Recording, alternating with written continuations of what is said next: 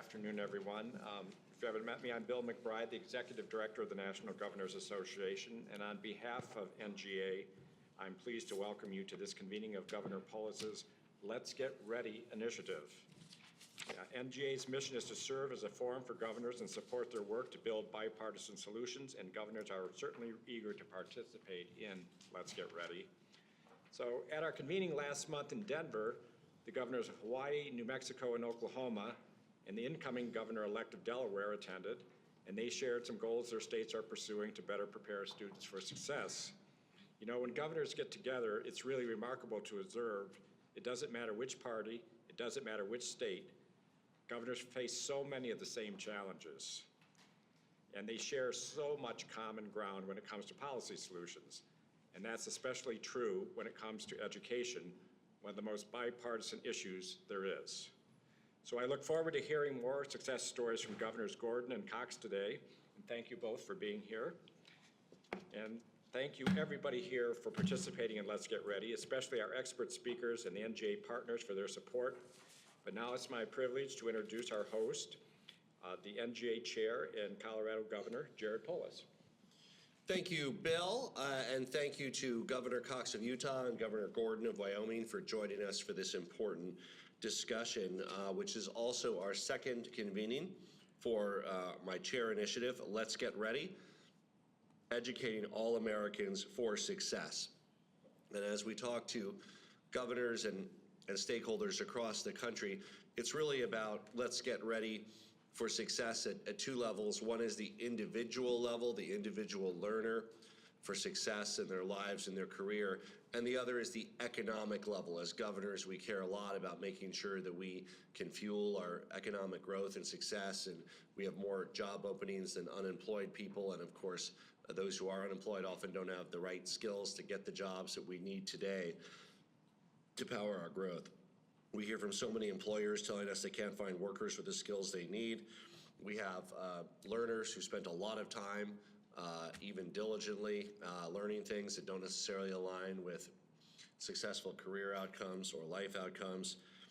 And we know we need to do better, and we know it from our education assessments that we have. And in Denver last month, we were briefed by representatives of NAEP, the National Assessment of Education Process, that does the progress, that does the same test across many different states and publishes the nation's report card, which shows education performance was declining even before the pandemic, and it's been even lower performing, and for students that have significant declines, we continue to see that. One of the most striking things, takeaways from that is, from the NAEP, is that it's not enough to get back to normal. This is not about getting back to where we were before COVID. That was not good enough, and it was not going the right way, nor was it aligned with successful outcomes or careers. I mean, certainly none of us dispute that, of course, kids need to read and do math to be able to achieve. You learn to read and then you read to learn.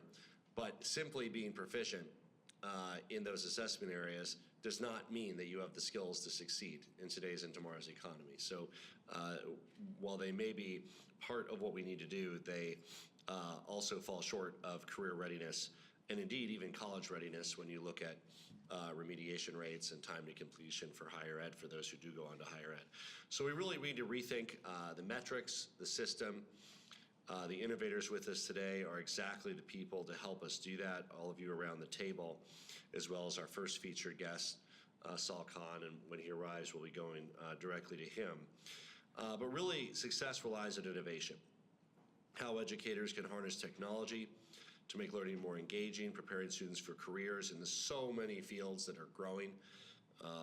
You know, I know that today's content, hearing from one of our country's most innovative education thinkers, will help inspire us. And of course, as well as we're going to visit the Sphere. We're going to visit one of Clark County's most innovative career technical schools. There's a lot going on. I was visiting a school in Thornton last week, Bowman Tech, where students in their junior and senior year are preparing for careers in cybersecurity. And they have two kinds of cybersecurity certification they get, such that when students graduate high school, many of them are able to get jobs at $80,000 a year or more. Some join the military, some go into college, some go right to the private sector. And In particular, I was impressed that in Adams 12 School District, they are at a majority of their students, about 60%, participate in some of their next-gen career and technical education areas.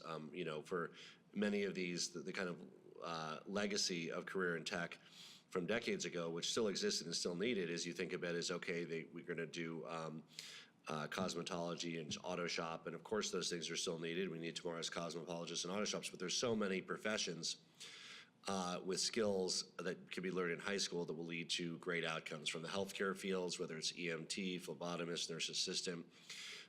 We have high schools that are preparing the students concurrent with their high school graduation to be certified in these areas. They're also upwardly mobile. If they do want to go into higher ed, they can become nurses, even doctors, but at least can start saving lives and earning a good living right out of high school.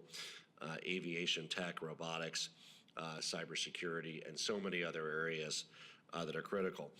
And these opportunities are not mutually exclusive with higher education, but for some they're a better path. And again, for those who do want to go into higher ed, they have a leg up, meaning students that are graduating high school with dual and concurrent enrollment credits might only need another 2 years or 3 years to get a bachelor's degree as opposed to 4 years. Many students are graduating high school concurrently with an associate's degree, or if they're not, they might only need a semester or at most a year to get there rather than 2. So these kind of opportunities save the students and their families time and money and help fill workforce needs of the private sector sooner rather than later. We're grateful to be joined by our fellow governors, Governor Cox and Governor Gordon. And to help us get started, I have Governor Gordon, who is the incoming chair of the Education Commission of the States, is really doing some groundbreaking work to rethink education competency and workforce development in Wyoming. And Mark, I think that it's my understanding Sal Khan will be here momentarily. Is that right? Yep, he's in the Uber on the way, so he should be here. 2 minutes. Okay, so I think we'll continue then with Mark talking a little bit about what he's doing in Wyoming. And then if there's a lapse there, we can go into a little discussion as Saul gets here. Mark? Thanks, Jared, and it's an honor to be here. Giving a governor the microphone and saying the next guest has not yet arrived is a danger for you all. But it's an honor to be here with two great governors that are colleagues. And I thought I'd just begin a little bit with the journey that I had, which has gotten me to the point where I am. When my oldest daughter was 4 years old and my youngest daughter was 2, their mother died, and I was left trying to figure out what to do to make sure that my kids had every opportunity to be able to succeed. So I picked up every book I could think of, and one of those books was called Minding Women, and it had great accolades to it, 2 Yale researchers who had done groundbreaking research. And as I read the book, I was really astounded because it said women can't do math the way men can. Their brains aren't designed that way, and so on and so forth. Now, I think all of you know how stupid that sounds and is. And the fact of the matter is my wife and my current wife both do math much better than I do. My daughter, that 4-year-old, is now a PhD hydrologist who has big responsibilities with the Colorado River. So obviously, good things can happen. So how does that happen? It's not apparent necessarily. I think it's the fact that we need to engage with kids and their curiosity at a very early age. So much of the conversation around education really has gone about sort of prescriptively talking about how are we going to program our kids to do this or do that, how are we going to equip them with one thing or another. Instead of being able to meet them where they are and find ways to engage them and discipline that curiosity so that it really becomes part of a skill, a lifelong learning that has happened. And in fact, as we looked at Wyoming and the challenges that we saw in education, I mean, everybody knows these statistics. SAT scores are not what they were in the 50s. They declined during most of that boomer generation. They've recovered a little bit. Then we had COVID and we saw big declines. A lot of that was, what's happening in the classroom and so on. In each of those things, there's sort of been a traditional response, it seems to me, to what are we going to do to make sure standards are tighter, to make sure accountability of teachers is stronger. All of these other aspects that, depending on what frame of mind you had, what political persuasion, we all had recipes on how to fix that. And yet, students still seem to struggle a little bit. There has been some real improvement with, I guess, sort of disadvantaged communities coming to a closer relationship with more advantaged communities, but more advantaged communities haven't really improved that much. So we've got a lot to do with education, and we took that really as a stepping stone and said, well, okay, so we've got standards in Wyoming that require 23 years to teach all of them. Obviously, we weren't going to get there. And the latest one was to sort of impose upon everything, which is a value, but to impose upon everything was, we're going to make sure every kid knows how to code. We didn't really say why, but we were going to make sure every kid knows how to code. Wyoming has schools that range from a few, like maybe 6 or 7, up to, regular high school size. And the imposition of that standard was difficult across schools. So what we did was we backed up and we said, so much in education has changed over the last few years. There's been this notion that somehow at some point you're either going to make, it's sort of that European model, either you're going to go into CTE and, for some it was this, we need more plumbers, we need more electricians, we need to direct more kids that direction. And then, how many of you heard, some kids just aren't ready for college. And so we need to figure out something for them to do. So there was this sort of false dichotomy in my mind that said there was a choice that happened. And yet I had a dear friend who's been mentoring a young man who was on the Wyoming hockey team, went to Afghanistan, came back, and then said, I want to get an accounting degree. I'm going to go back to college. So we wanted to make sure that education could meet that individual where they were. And since that time, I've seen people that have, bought a welding truck, gone to weld, and then decided they wanted to become an electrician, or maybe they wanted to do something else. So it's clear to me that not only has that traditional sort of approach of let's go through K-12 and then we're going to go to college and then you're going to be career ready has broken. And tech has had a large role in being able to sort of redefine how we work with education. So what we did is we sort of said, let's set aside all those standards. We have 3 different groups, the Board of Education, the Department of Education, and the governors. And we said, okay, all of these kind of come together at this point. Let's go to those communities. Let's go to the parents. Let's go to the students, and let's go to the schools. Without sort of trying to preload what that is, what are the things that you think that we all need to be educating our students? Now, in that, one of the biggest frustrations I had when I was on our school board was the fact that as a 4th grader, coming from a ranch, I was so frustrated because science, everything is cool and everything is incredibly gross when you're a 4th grader. To me, that's curiosity. And yet we couldn't come with a science curriculum because we didn't have standards for that. And so this was the opportunity we had to sort of break through all of those things and say, okay, now it's relevant to you as a student, as a teacher. How do we make that opportunity of teaching much more what you have the passion to do? How do we release the strictures of following all of these criteria and actually allow you to do the pedagogical work that you really appreciate doing? And it was remarkable because the state of Wyoming really responded in a way it never had before. And it's ended up with us being able to do what we call the initiative, or reimagining and innovating the delivery of education. And what it's allowed is a customization in every community practically that wants to get involved to be able to come up with a school process that is really student-centered and mastery-centered as well.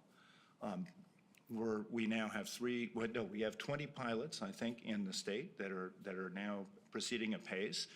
And what's been fascinating is to hear parents talk about what that has done. So here was an example of one parent that I talked to who said, I used to say when my son came home, "What happened in school today?" Nothing. Did you learn anything? No. Ready for tomorrow? Nah. And then he said, since the RIDE initiative has come into place, and this is the one example that he had, since the RIDE initiative has come into place, so what happened in school today? Well, I got an assignment and I need to understand, and I think of my friend Governor Cox, because this was about Lincoln. I have to understand why Lincoln arrived at the place he did. And I had to understand what his background was and how the voting worked. And so it was this just really robust conversation about Lincoln's first election and how it worked. That's education to me. And so, you know, I think what's been fascinating about what Governor Polis has done is really taken this moment of time that we have that is remarkable in our history, where there are incredible opportunities. And if we avoid the strictures of where we've been and start thinking about the innovation that we can have and meeting students where they are, we have an incredible opportunity to move forward and really redress many of the issues that I think have held us back. So that doesn't mean sticking to business as usual. Our education systems have been largely untouched, and you all know this, since our first public schools were formed 200 years ago. In 2024, and I just don't think that cuts it anymore. I think that there are so many opportunities and so many new innovative ways that we can look at it, which is why it is so exciting, and I'm so thrilled to welcome Sal Khan, the founder and CEO of Khan Academy, for a conversation about what the future of education can look like and how technology can be applied. And I will say, Sal, it's so nice to see you. Welcome. One of the things that I think is was remarkable about what you've done, I can remember being at a CNBC CEO summit a year ago, and everybody was talking about how exciting AI was going to be, how it was going to be really, really revolutionary. And the most astounding thing to me, which I think is really some of the framework that you've addressed, the most astounding thing to me was that one of the anchors said, so now that we know we have AI that can scrub all of our history, do we need to study it anymore? So think about that comment and what it can mean. And I've just appreciated, as I've seen some of your work, how you've put a wonderful context around the opportunity to deliver education on a student-by-student basis. So let me turn this to you. Thank you, yes. There you go. Oh, thank you, yes, and I'm still, sometimes when you get off a plane really fast and you show up, you have a mental model of the room, and it's not the mental model that you show up in, so this is very exciting.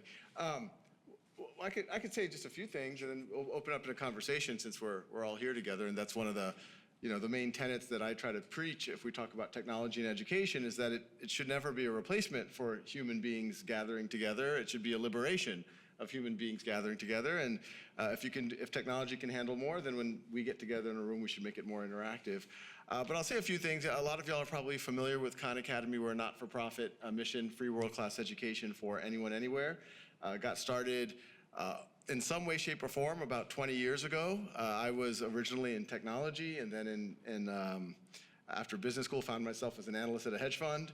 And when I was, right after my wedding in 2004, my family was visiting me from New Orleans, which is where I grew up, born and raised. And my cousin Nadia was having trouble in math. I offered to tutor her remotely. When she went back to New Orleans, slowly but surely she got caught up with her class.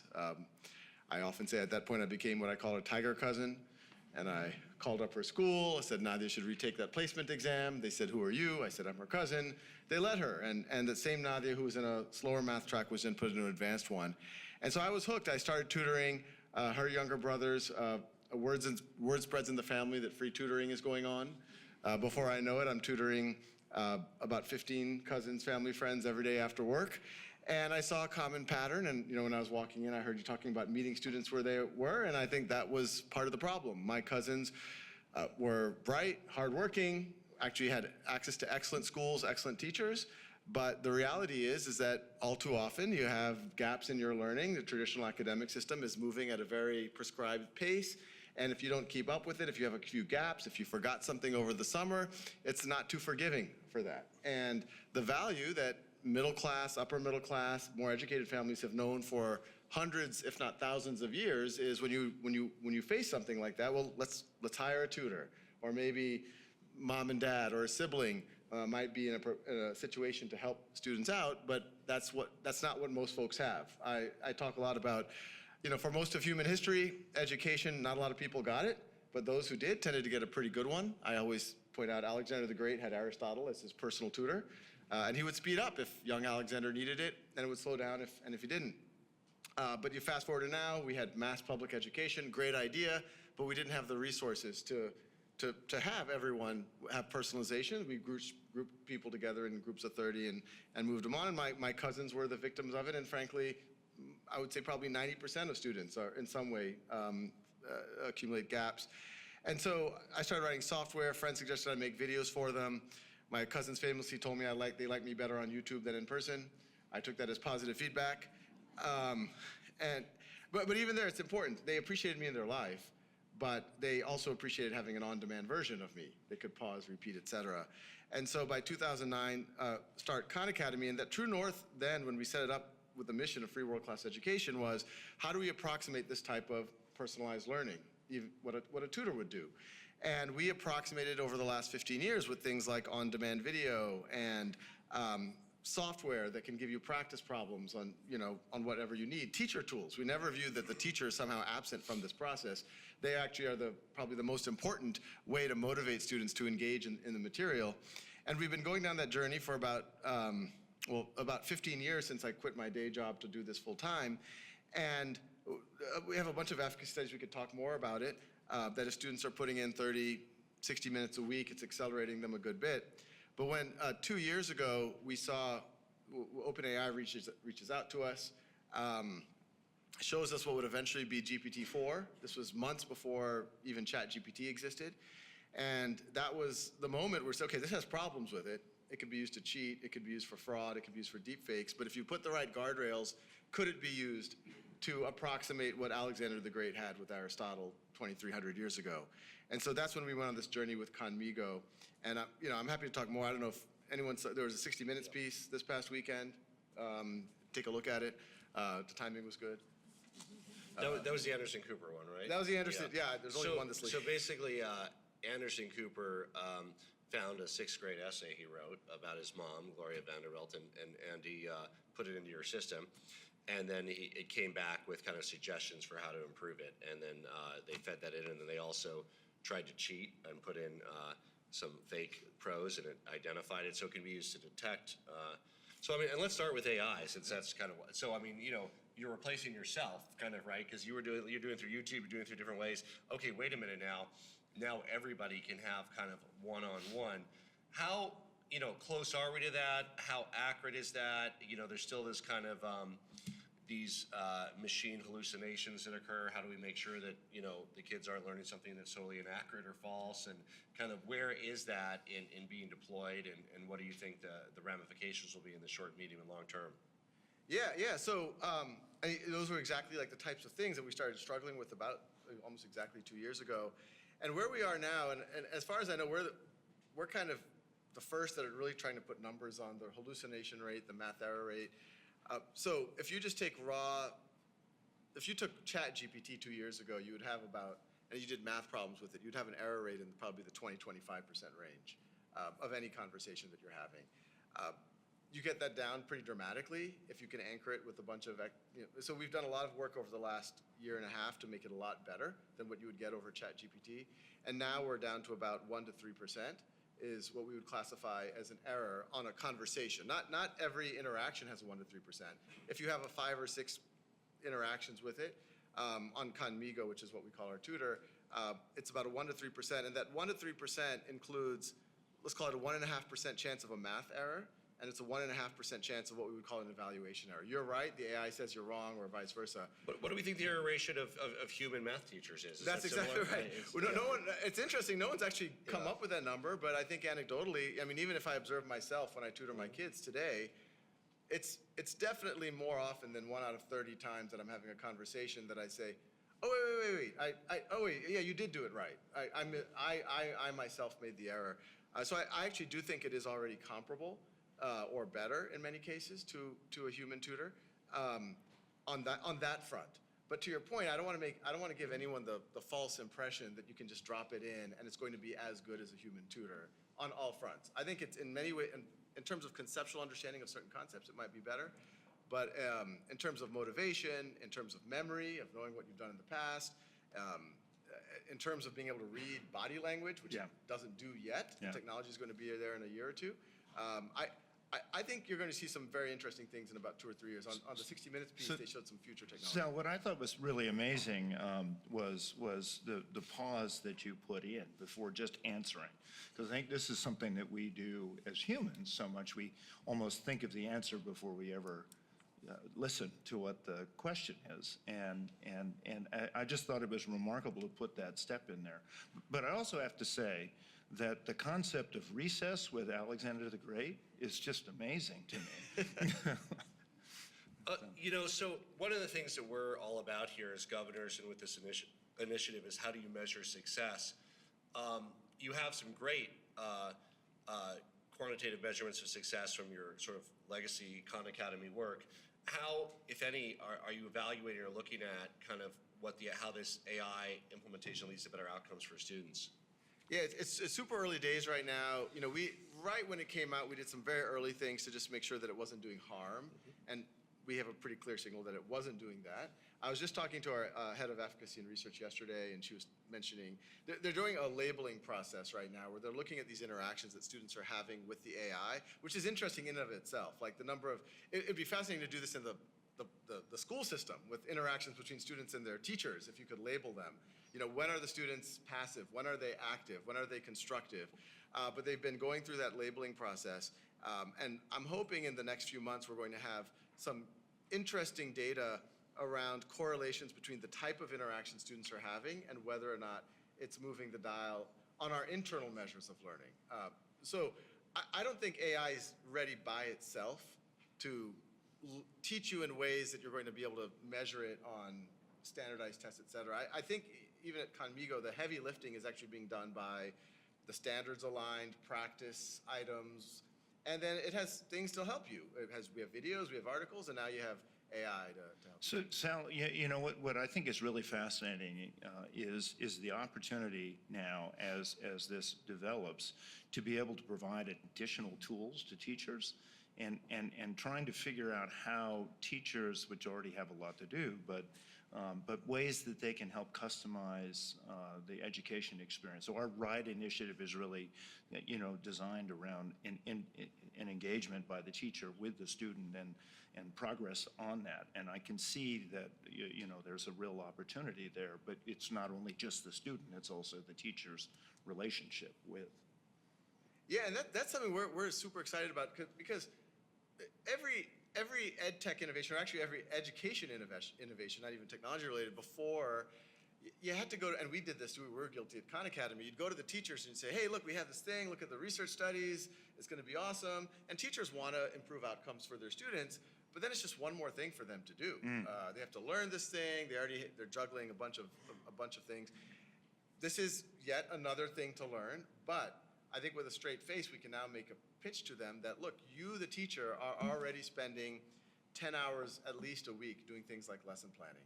Our product manager who leads our writing coach that was mentioned, she was on 60 Minutes over the weekend, and she says, look, when I was an English teacher, I had to grade 100 papers. I would limit myself to 10 minutes a paper, and it would take me 17 hours to give even that first wave of feedback to the students, which the AI could now do. So we at a very high headline level been saying, hey, it's not just a tutor, it could also be a teaching assistant. If we could save teachers 10, 15 hours a week, but things like lesson planning, and people sometimes say, wait, don't we already have a curriculum? Why are teachers, well, that curriculum doesn't usually, teachers are trying to personalize a little bit, trying to make that curriculum fit for their students. So lesson planning, progress report writing the teacher portion of the IEPs. I mean, all there's a lot of bureaucratic processes they have to do, grading papers, giving even feedback, even if they're not grading, hours. And if you can give that back to the teacher, one, hopefully that helps some of the teacher attrition problem, which it's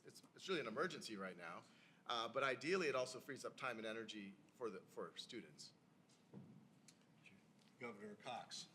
Sal, thank you for your work. Have you worked with universities on the teacher prep side with new teachers that are coming out and how we prepare them for kind of the new world? It seems like there too we're kind of we have an old model, certainly with AI and the changes happening there. But how do we make sure our teachers coming out are prepared to utilize the tools that are now available?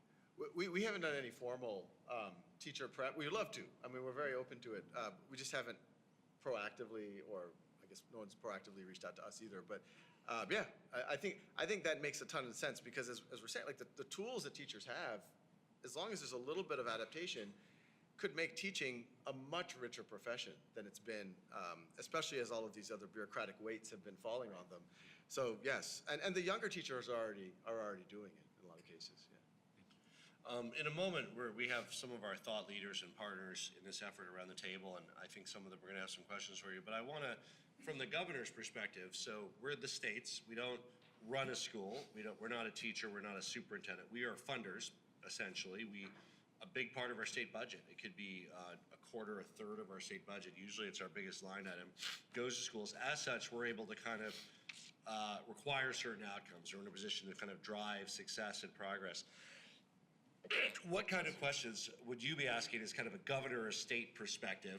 Not that we're not getting into micromanaging classrooms or how they're done, but what do you think we ought to be asking in terms, or driving in terms of the progress towards achieving better outcomes in our schools?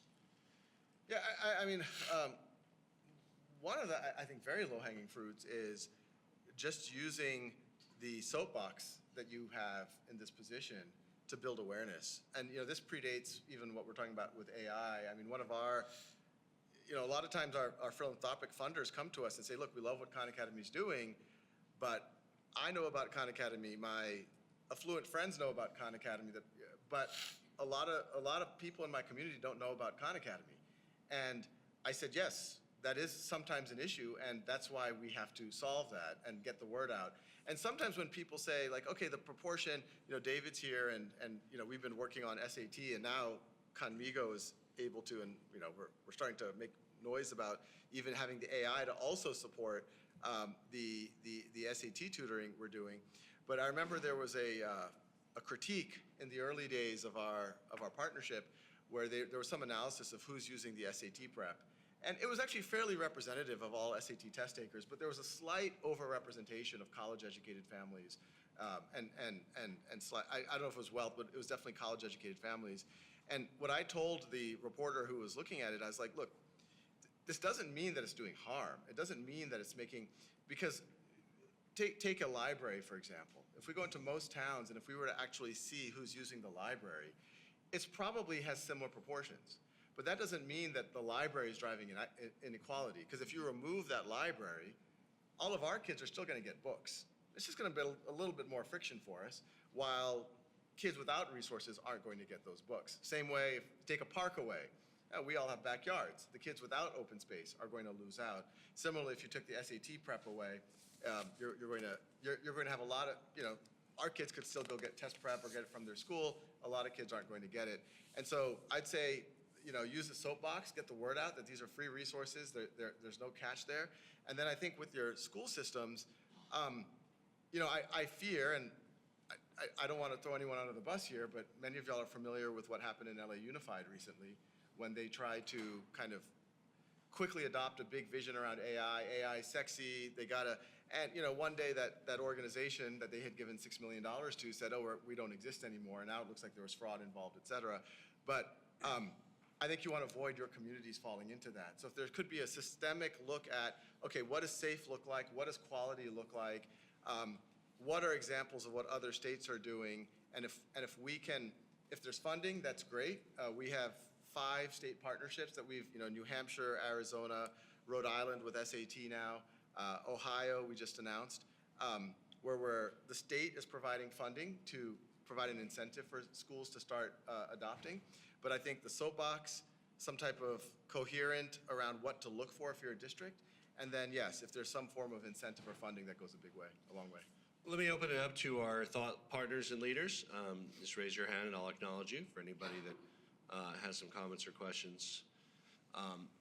You can think about that, but I have another one. One of the things we're really looking about for Let's Get Ready is how we can better align outcomes in education to success for the learner, which, means a marketable skill and presumably some kind of credentialing of that skill that then means something to an employer, because it's both ways. The employer needs to know that the prospective employee can do it. The prospective employee needs to be able to do it. Talk about kind of your thoughts about how we can better, for the private sector, show what kids know, and for the individual, make sure that what they're learning is not just theoretical, but can actually be applied in many different careers that are successful for the child, the learner. Yeah, I think this is something I've been thinking a lot about, because even in this AI world, and every day we're thinking about how Khan Academy itself could be irrelevant if AI goes in this direction or that direction. This ability of how do you signal to people, assume someone knows how to learn it. If they learn it, how do they signal to the world that they know it and it has real value? On one level, there's a lot of conversation about skills and what skills are needed in the economy, et cetera. But if you think about a lot of these very aspirational career tracks, probably a lot of us started in it. If you look at working at a high-tech firm, or you go work at an investment bank, or work at a management consulting firm, and there's other. When they go and recruit at pick your fancy university, they're not usually assuming that that university has taught many tangible skills that are going to immediately transfer to those jobs. They're usually assuming that, okay, you got into university X, Y, or Z, it's a proxy for some pretty strong analytical skills. I mean, I was talking to some hedge fund managers recently in New York, and they still lean, even when they get 30-year-olds applying, they lean on the SAT score, because in some ways they view it as a clearer signal. I know it's not everything, but they view it as a clearer signal than college admissions is sometimes a black box that few of us understand. But when they hire someone out of these universities, they are assuming, okay, some level of intellect, of academic rigor, you're able to show up on time, you know how to take direction, et cetera. You can write, critical thinking. I think we could create those signals. I think, frankly, they already exist. I mean, they already have assessments that might provide some of that. We have a mechanism. We had a partnership with Howard University where students in Title I high schools can master Khan Academy and get college algebra credit from Howard University. College algebra is a euphemism for 9th grade math. The sad state is that most kids going into higher education, and this is like the top half of kids, these are kids who graduate from high school and then go into higher education, most of them place into 7th grade math. And so if you can even get that college algebra, that's actually the single biggest thing that keeps most people from getting their college degree. But I think it would be interesting, and it would be interesting to do it at a state level or even at a larger level, of can you package these things together and say, you know what, this is as comparable of a credential of getting a university degree from even a top, or you even have levels. I think a lot of college grads would still have trouble with an algebra exam, or a writing exam. It's not just algebra. On the other hand, I think you can also do much more tangible life skills as well, but similarly, make some competency-based exams, put them out there. Anyone who takes it, employers know, and they're willing to take them in. Jared, if I may, what strikes me is that so much of the education conversation is what are we going to do now so that we make sure that our students do X, Y, or Z. Yeah, and that can come from theory or whatever. I'm curious, and I go back to core curriculum. I was a governor's initiative. Who could say it was bad? Well, a lot of people said it was bad. So how do you make something really education, instead of a thing we do to students, a thing that students want to eat up? And I think that's something that you can speak to, because to me it seems like that's the thing we've all worked on. How do we get lifelong learners? Well, if lifelong learners have to go learn ninth grade algebra, maybe they don't find any point to it. But on the other hand, if it's part of their educational journey, then it becomes part of what they've learned. There's a lot of dimensions to that, and I think motivation is the holy grail in education, and I don't claim that we've solved that. I think it's, we can make game mechanics and make Khan Migo better and Khan Academy better, but I think what happens in the classroom, what happens at home, huge variables that, we're all going to have limited, hopefully on the classroom we can help there. But I think the more that we can collectively move from what I could only describe as a seat time system today, where, even in higher education, they literally measure credit hours, not credit competencies, not whether or not you know the material. The reason why a majority of kids, American kids, but this is globally, when they get to college, even though they've taken classes like Algebra 1, Algebra 2, et cetera, or they've taken English 1, English 2, et cetera, they can't write or read at really not even at a high school level. They're reading and writing at a middle school level, and they're doing math at a middle school level, despite sitting in classrooms for years that purport to teach them geometry and trigonometry, et cetera, et cetera. I think because it's been seat time based versus competency based. And I think if you do competency based, if you tell someone, you know this material, I don't care if it takes you 2 years to learn it or 2 weeks to learn it, you're done. I personally think that's very motivating. I think you take a lot of people who right now be like, oh, he's an unmotivated student. We're just gonna have to shepherd him. You say, look, here's some tools, here's some supports. You can fill in those gaps as you need. But if you get this done in 3 months, you're done. You can go do whatever. One of the things that I've always thought was a little bit bizarre is that we have mandatory education until 16, and then 18 is when you get a degree, the first credential that actually matters. You're almost tempting these young adolescents in those 2 years who want to go do something with their life to leave a system that's very seat time and not credit. So yeah, I'd go competency first. To take that further, and in higher ed, the Carnegie unit, but obviously we have seat time requirements in K-12, it's not only about, regardless of how long it takes to learn a competency, we should actually reward the practices that lead, wow, you can master algebra in 3 weeks, we should do more of that, versus, and obviously there's different learning styles and different ways people learn it, but the incentive structure should be such that we actually reward and replicate practices that lead to quicker time to a competency. 100%. I was once telling a private school that we're thinking about tuition. I was like, you shouldn't charge annual tuition. You should just say, if we get your child learning calculus, you should pay us 4 years of math tuition, even if it took us 4 months to do it. Yeah. That's a win for everyone. And there's been movements in some states to slow kids down, sometimes in the name of well, I could go into that in a whole bunch of dimensions. I think that's bad for everyone. But if you could get students who could get to a certain level of competency faster, that actually saves the state resources. And then I actually think you could put those kids to work, being tutors, being TAs. We have a lab school where that's the highest reward you could get is you could become a TA when you're a junior or senior, and that's a win-win for everyone. So yes, I think we go to competency and we incent people to learn, as long as they're really learning it, to learn. And it's not just in math, it could be, once you're at this level of writing, once you're at this level of this, you're done. You can start thinking about other things. David, do I see you trying to get in here? Yeah, I just want to offer a couple of numbers as to the sweep of Sal's work, because there's a lovely humility, but I want to talk about what I find most arresting about what he's up to that I don't think has been clear. To give you a sense, we announced with Khan Academy to provide the best free test prep for the world. Khan Academy now provides more test prep on the SAT than everyone else combined. It's by far the largest player. And as much as it inspires students to practice, we see that leads to growth. To put it very simply, if you practice for something in a focused way, you get better. And so thinking of it as a stimulus to practice, I think there's a really interesting answer, Governor Gordon, to your question about what does AI have to do with fascination? Because I think Sal's treatment of it with Khan Migo is so interesting, because like what you said about postponing the answer, it is not meant mainly to give you the answer. It refuses to. That's what's most interesting, as you said. So what is it for then?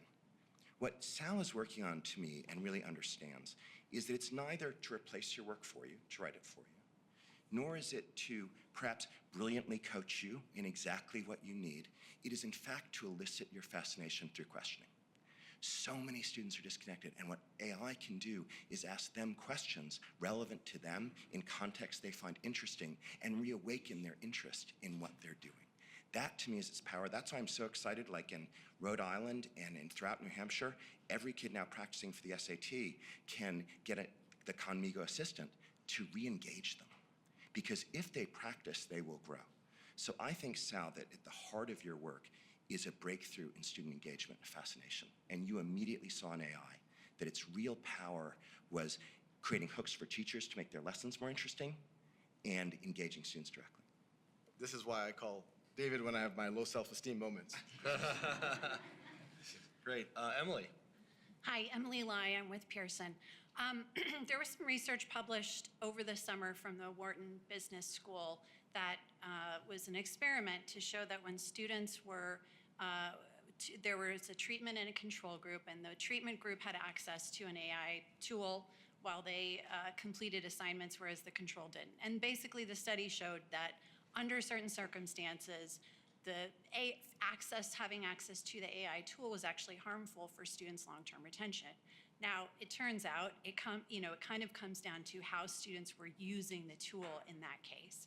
And how students are using these tools in itself comes down to how teachers kind of set up the incentive structure, how they integrate it into their assignments, integrate it into the classroom, and how they motivate students to want to use the tool. So my question is, what advice would you give educators who are maybe trying to dip their toe into the AI pool and explore ways to integrate it into the classroom? Like, what advice would you give them in terms of how to set up the right incentive structure so that students are using the AI in ways that will actually improve their learning? Yeah, no, it's a good point. And I'll start with the tools themselves, because I think it's analogous to, imagine if 50 years ago, we said having access to a human being who knows the material could actually have mixed results on your outcomes. Because if that human being is a parent or a friend who's just helping you cheat or do your homework for you, that's going to undermine your outcomes. And if that human being is an ethical tutor who understands that it should ask you, or they should ask you questions and try to make you do the work but nudge you through it, then in theory that would help out. And I think that's what's, as far as I know about this, there's a little bit of that. It was like access to ChatGPT, which is a very raw tool. So I think all of us who are trying to make tools, the more that we can make them have some of those guardrails. I think the ultimate guardrail is, especially if we're talking about K-12, some form of oversight from teachers and administrators for sure, potentially parents as well. But my advice to teachers, and this is what I think is exciting, because there are baby steps into this for teachers. Teachers could just start using it for themselves, and as they start having comfort, they could start making AI assignments. It could be broad. It could be, if I was teaching a high school or a college class, it could say, go use ChatGPT. Use something very general, but just tell me how you used it, but do something more ambitious with it. Instead of just writing the business plan, start the business. I don't know, do something. Or do something that requires investigative journalism or talking to people or getting data from the real world, not something that the AI can do on its own. But ideally, you're able to assign things with tools that have some guardrails around it. Like, this writing coach that we've been working on, the teacher constructs it, the AI does it with them, but the teacher has full transparency on everything that's going on. The AI itself avoids directly answering questions. It's more of supportive. And then the teacher can also see exactly what happened and even get flagged if something suspicious is happening. And we are, I hate to, I've been personally looking at a lot of logs of student conversations with AIs as we're trying to estimate the error rate. And between us, I don't know what the rules are at this, please no tweeting. But I actually lost more faith. I lost more faith in humanity than with the AI on somehow how some of the students were treating the AI and how they were talking to the AI and how abusive they were of the AI. I felt bad for the AI.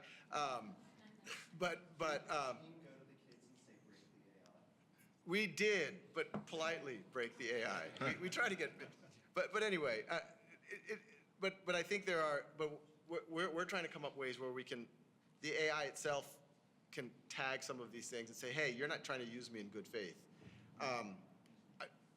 just as if my cousins were trying to get me to cheat on their homework, I would have said, look, if this is what you're about, I'm done here. We want to give that AI the opportunity to say, hey, I'm done. If this is what you're about.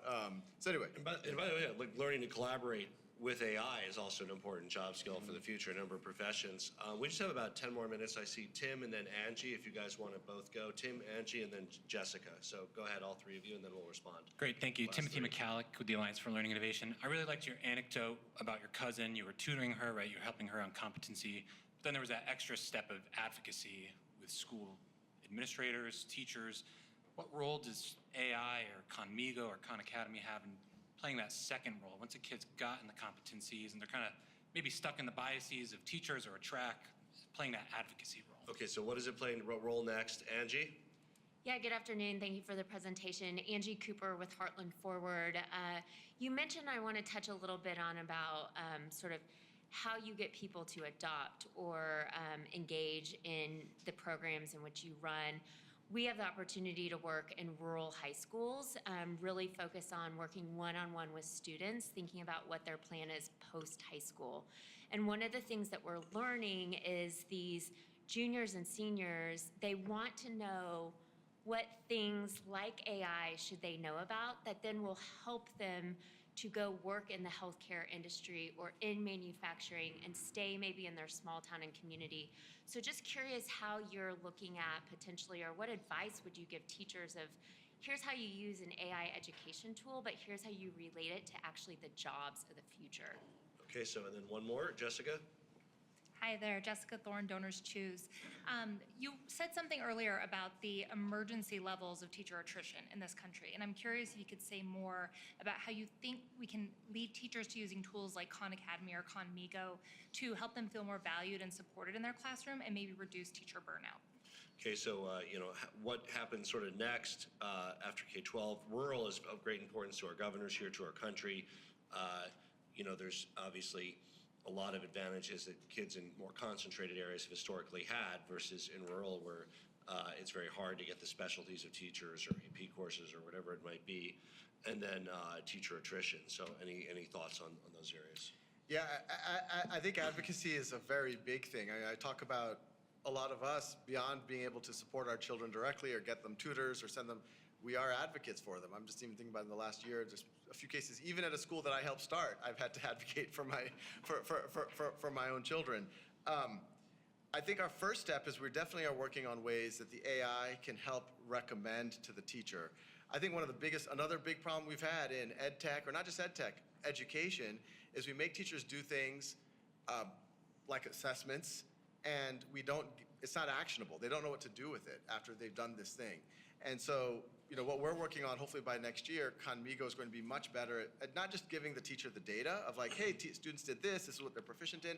It's like, why don't you go talk to Samantha, praise her on this. We had a really good conversation. And why don't you send a note, and here, I wrote the note for you, you can edit it, to her mom, telling her that, Samantha's got a gift in this, and we think that will really help build her.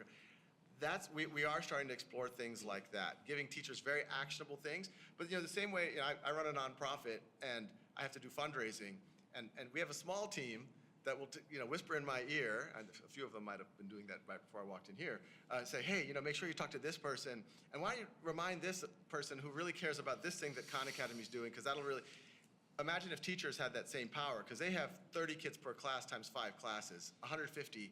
If you could give that little special push, and then eventually some form of advocacy. Some of the advocacy is just, how do you let kids run a bit? In Newark, where we're doing a lot of work with Khan Academy, in the North Ward especially, there's a young boy, and he started in 3rd grade, and as soon as they just allowed the students to start using Khan Academy for their assignments, and then once they got done with their teacher-prescribed assignments, they could keep going. This young boy, whose father is a doorman, and I think his mom cleans houses, is now in 4th grade doing Algebra 2. So this kid is off to the races, and to some degree, no one would have even known to advocate for this. Now I'm advocating for him. Actually, I'm like sending emails to like gifted programs and things. This kid I happen to meet in Newark, New Jersey. But yeah, I hope we can either advocate directly or help the humans in their life advocate in ways that they might not know. Rural, well, I think there's a bunch of layers. The question you're asking in particular is how do you connect it to relevancy? That is.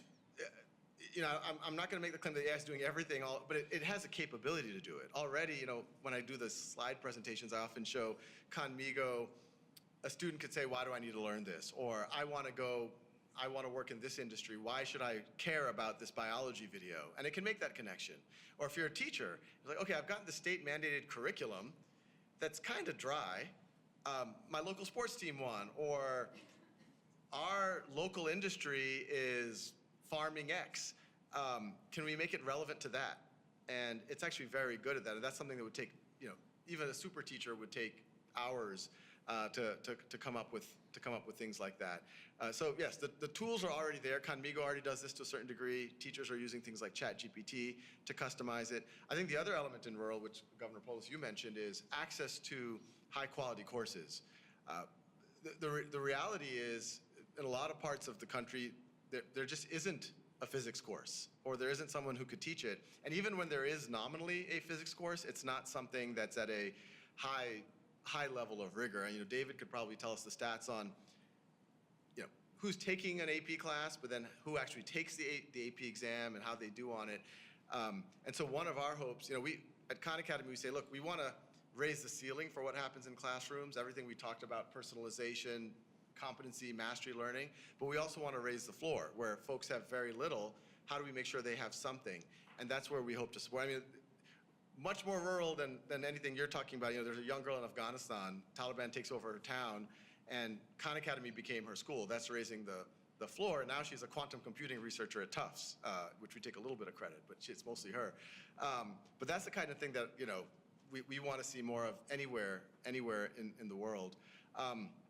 Teacher attrition, once again, a lot of questions there beyond just our scope.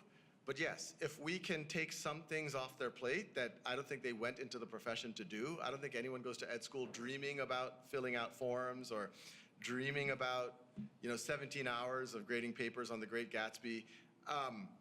And if we can give them more time that when they get into that class, they either have more time to connect with students, or they can have a more fun, engaging lesson plan that everyone in the room, including they themselves, care about.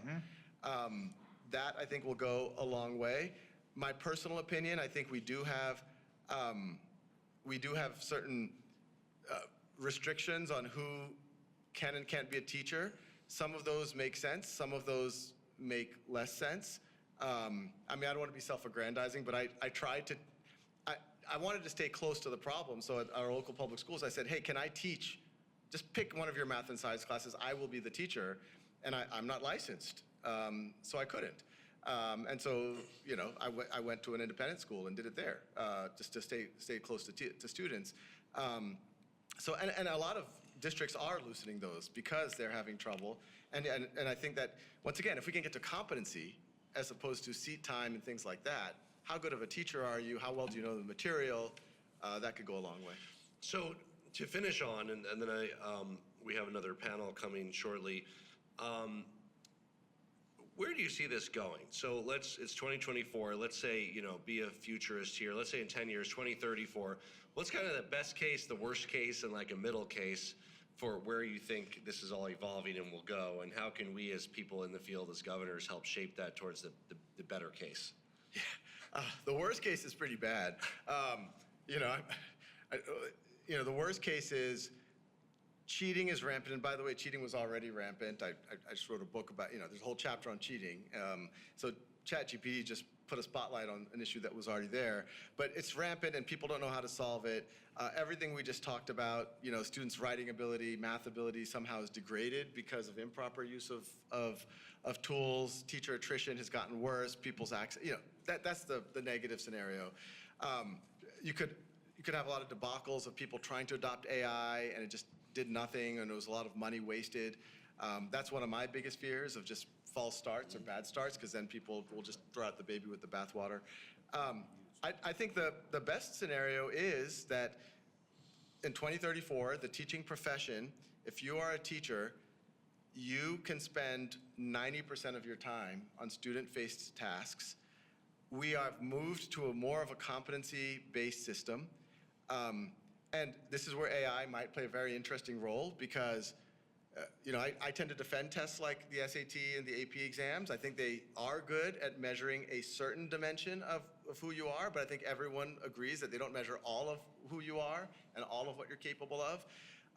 I think AI might, if we're careful, we have to, in the dystopian scenarios, the bias and all of that comes in. But if we are careful about how we use AI, it could, in 10 years, we could have an assessment that doesn't just measure reading comprehension or math. It could measure creativity. It could be you're working through a simulation with the AI. It can give you feedback on your public speaking, on your salesmanship, which are skills that are nowhere in your college transcript or nowhere in your on your SAT score. So I think something like that. Teachers' lives are easier. Kids are more engaged with more engaging lessons, competency-based. Very clear paths that don't necessarily have to go through a $400,000 college education that are better at signaling what you're capable of and get you a great career. Or accelerated. And accelerated. It's not based on time. Thank you very much for sharing your insights with us. We deeply appreciate it. Of course, we are the students who benefited from your services in our state, including my 13-year-old son. We really express our profound appreciation to you, and we're excited about the next frontier in AI as well and what that means. So thank you. Thank you. Thanks for having me.